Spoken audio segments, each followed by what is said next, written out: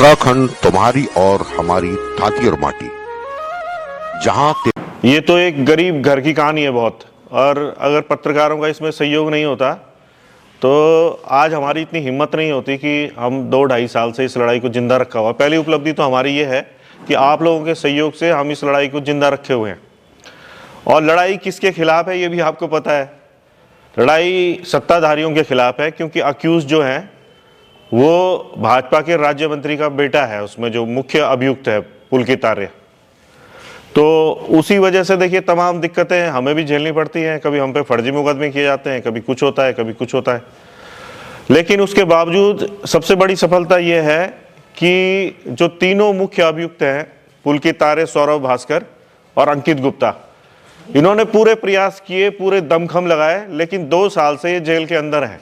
इनको बेल नहीं मिल पाई। इसलिए सबसे पहले तो आप सब पत्रकार साथियों का धन्यवाद करना चाहते हैं कि लगातार जो आपने हमें सहयोग किया उसका संज्ञान कहीं ना कहीं कोर्ट ने भी लिया और हाई कोर्ट ने भी इन्हें बेल नहीं दी।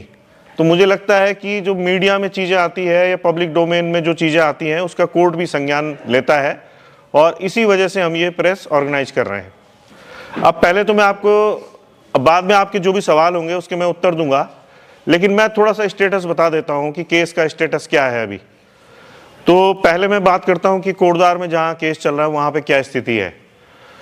देखिए, इसमें 97 गवाह बनाए गए थे एसआईटी के द्वारा, और 97 में से 47 गवाह जो है वहां पे बुलाए गए और उनकी गवाही कंक्लूड हो गई है। और आप बोल रहे होंगे कि पूरे क्यों नहीं बुलाए गए, तो ऐसा जो हमारे वकील हैं उनका ये कहना था कि यही इंपॉर्टेंट है, और जो दोबारा जिनको बुलाना पड़ेगा तो देख लेंगे, लेकिन उनकी बुलाने की जरूरत है नहीं, क्योंकि वो भी यही बात बोलेंगे जो 47 लोग बोल चुके हैं। मतलब जो तथ्य 47 ने देने थे वही 97 ने देने थे, तो वो एक तरह से गवाही कंक्लूड हो गई है। तो उसमें जो लास्ट गवाही चल रही थी वो जो जिन्होंने इन्वेस्टिगेशन किए था, जो विवेचक जिसे आप बोलते हैं, आईओ जिसे बोलते हैं, उनकी गवाही चल रही थी। अगस्त में उनकी गवाही कंक्लूड हो गई थी। उसके बाद उनका क्रॉस एग्जामिनेशन चल रहा था। करीब 3 महीने तक उनका क्रॉस एग्जामिनेशन जो हत्यारों के वकील हैं उन्होंने किया। उन्होंने तमाम सवाल उनसे पूछे, और फाइनली अब कोटद्वार कोर्ट में 6 तारीख को अब जो हत्यारे हैं, जो आरोपी हैं, उनके बयान दर्ज होंगे। 313 के जो बयान बोले जाते हैं, एक लास्ट अपॉर्चुनिटी उन्हें दी जाती है कि आपको अपने बारे में कुछ कहना है तो कहिए आप। तो उसके बाद फिर ये समझिए कि कोटद्वार कोर्ट में तो केस लगभग पूरा हो ही गया है, और वहाँ पे जो भी सज़ा इनको होनी होगी वो हो जाएगी। लेकिन हमारी चिंता का ये विषय है, और इसे हम पब्लिक डोमेन में भी लाना चाहते हैं, कि इस केस के दौरान सब जगह चर्चा थी कि जो भाजपा की यमकेश्वर की विधायक हैं रेणु बिष्ट, उन्होंने अंकिता का कमरा जेसीबी से तोड़वाया 23 तारीख की रात को, 23 सितंबर 2022 की रात को तोड़वाया। और जो चार्जशीट थी एसआईटी की उसमें उन्हें 89 नंबर का गवाह भी बनाया गया था, रेणु बिष्ट को। तो हमारी चिंता का विषय यह है कि अभी तक कोर्ट ने रेणु बिष्ट को तलब ही नहीं किया है कि उनसे उनकी बात पूछी जाए कि आपको क्या कहना है। ये बड़ा चिंता का विषय है कि एसआईटी एक और उन्हें गवाह बनाती है और दूसरी तरफ उन्हें प्रस्तुत भी नहीं किया जाता कोर्ट में। आखिरकार क्यों? क्या उन्हें बचाने का प्रयास किया जा रहा है? हमें तो यही महसूस होता है। दूसरी बात, अभी तक क्या था कि रेणु बिष्ट के खिलाफ हम लोग सब लोग कहते थे, मीडिया में बात चलती थी या पब्लिक डोमेन में बात चलती थी कि इनके खिलाफ कंक्रीट अभी तक कोई गवाह ही नहीं है। लेकिन अब कोर्ट में एक गवाही भी, जो दीपक वहाँ पे जेसीबी ऑपरेटर था, उसकी गवाही भी पड़ी है। उसने स्पष्ट रूप से कोर्ट में कहा है, कोटद्वार कोर्ट में, कि भाई रेणु बिष्ट जी ने मुझे बुलाया और स्पेशली डायरेक्शन देके अंकिता का कमरा तोड़वाया। तो हमें जितना लीगल नॉलेज है उसके हिसाब से ये धारा जो 201 होती है आईपीसी की, अब तो भारतीय दंड संहिता है लेकिन ये मुकदमा पुराना है, तो 201 की वो आरोपी बनी, साक्ष्य मिटाने की आरोपी बनी रेणु बिष्ट। तो कोर्ट को उन्हें 201 का आरोपी बनाना चाहिए था रेणु बिष्ट को, और उनके खिलाफ भी मुकदमा वहां चलना चाहिए था। तो एक और तो ये कोटद्वार कोर्ट में केस कंक्लूड हो रहा है, लेकिन हमें ये लग रहा है कि जो भी इसमें कारण रहे हो, कहीं ना कहीं जो भी सरकार की मंशा हो, क्योंकि एसआईटी तो देखिए पुलिस तो सरकार के इशारों पर ही काम करती है, कहीं ना कहीं रेणु बिष्ट को बचाने का पूरा प्रयास किया जा रहा है। हालांकि अभी हमारे पास एक ऑप्शन है कि सीआरपीसी में एक 319 सेक्शन होता है, उसमें हम इस तरह की कोई बात होती है कि किसी को आरोपी बनाया जाना चाहिए तो उसके खिलाफ हम जो है एक एप्लीकेशन कोटदार कोर्ट में मूव कर सकते हैं। तो हमारा ये विकल्प बचा हुआ है, लेकिन हम इसे पब्लिक डोमेन में लाना चाहते हैं, जनता के बीच में लाना चाहते हैं कि हमारी ओर से कोई कमी नहीं है। गवाहों ने अपनी गवाही भी दे दी है, उसके बावजूद जो साक्ष्य मिटाने की धारा 201 जो आईपीसी की धारा होती है, उसकी जो आरोपी हैं यमकेश्वर की विधायक रेणु बिष्ट, उनको इस केस में बचाया जा रहा है। और ये भी कई बार कहा जाता है कि वो साक्ष्य मिटाने के आरोपी नहीं है, क्योंकि क्राइम सीन नदी किनारे था। अंकिता को नदी चीला बैराज के किनारे वहाँ पे उसके साथ उसको धक्का दिया गया, तो क्राइम सीन नहीं हुआ। तो आप ये बताइए कि जो रिजॉर्ट था, आपने अगर बयान देखे होंगे या इस बारे में आपको थोड़ा नॉलेज होगा, तो तमाम बयान कोर्ट में पड़े कि वहाँ उसको किस तरह से रिजॉर्ट के अंदर परेशान किया जा रहा था। तो क्राइम सीन कैसे नहीं हुआ? अगर पुलकित आर्य उसको कमरे में बंद करके रखता है दिन भर और वो बचाओ बचाओ चिल्लाती है, लास्ट में उसकी लास्ट कॉल में वो कहती है कि मेरा बैग ऊपर सड़क तक छोड़ाओ, तो क्या उसके साथ तो अपराध नहीं हो रहा था? तो हमारे हिसाब से वो भी क्राइम सीन था और उसके लिए जो है 201 की जो आरोपी है रेणु बिष्ट को बनाया जाना चाहिए था। यह हमारा चिंता का विषय है कि हम जुडिशियरी पर कोई सवाल नहीं उठा रहे हैं, लेकिन एसआईटी ने किस तरह से केस को कोर्ट के सम्मुख रखा है, ये एक बड़ा सवाल है।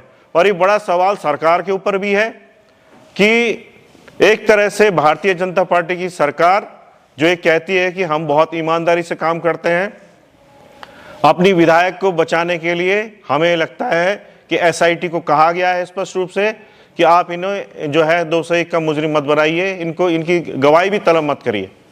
एक तो हम आपके नॉलेज में ये बात लाना चाह रहे थे, क्योंकि आप भी लीगल नॉलेज रखते हैं, आप भी अपने पत्रकार साथियों के बीच ये चर्चा जरूर होनी चाहिए कि रेणु बिष्ट 201 की मुजरिम क्यों नहीं हुई, किस प्रकार से नहीं हुई और कोर्ट ने उन्हें तलब क्यों नहीं किया। एक बात ये थी। दूसरा यह है कि जैसा आपको पता है कि सुप्रीम कोर्ट में भी केस चल रहा है। जो सुप्रीम कोर्ट में केस चल रहा है वो स्पेशली वीआईपी के पॉइंट से हम गए थे। हम पहले हाई कोर्ट गए थे कि जो एसआईटी है उसने वीआईपी की दिशा में कोई इन्वेस्टिगेशन नहीं किया। वीआईपी की जांच होनी चाहिए, क्योंकि हमें लगता है कि केस केवल इतना नहीं है कि इन 3 लोगों ने उसे मार डाला है। किसी के नाम को छुपाने के लिए, किसी वीआईपी को बचाने के लिए, उसको उसका मुंह बंद करने के लिए, क्योंकि वो कह रही थी कि मैं बाहर जाके इनको एक्सपोज करूंगी, इन्होंने उसे मार डाला।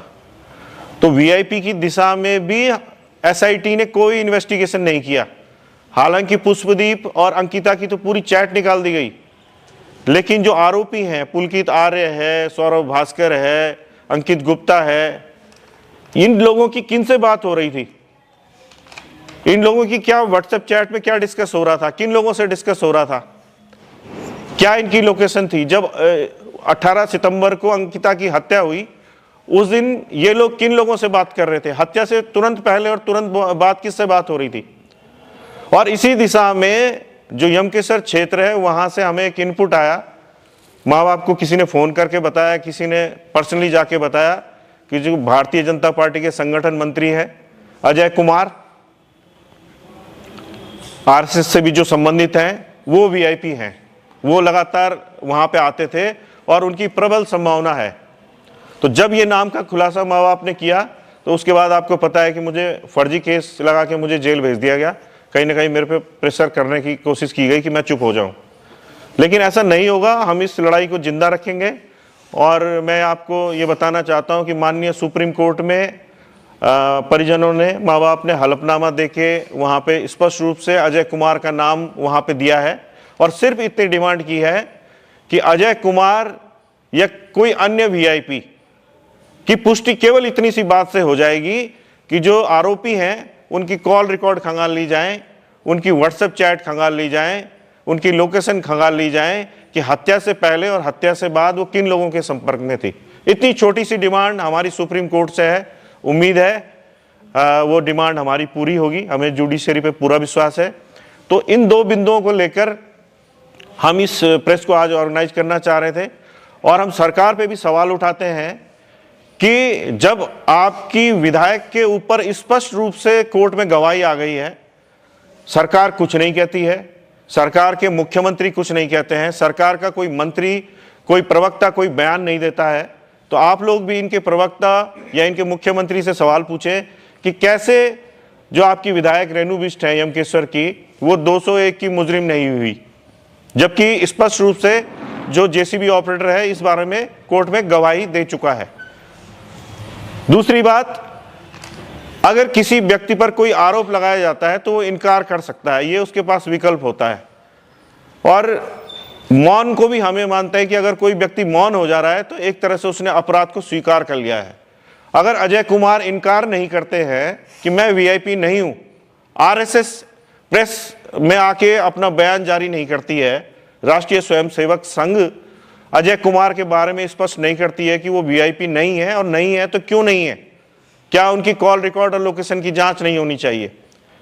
या भारतीय जनता पार्टी की केंद्र सरकार हो या राज्य सरकार हो, उस पर इतना बड़ा आरोप लगाने के बाद अगर वो मौन हो जाती है तो हमारा सीधा सा आरोप है कि उन्होंने अपने को वीआईपी स्वीकार कर लिया है।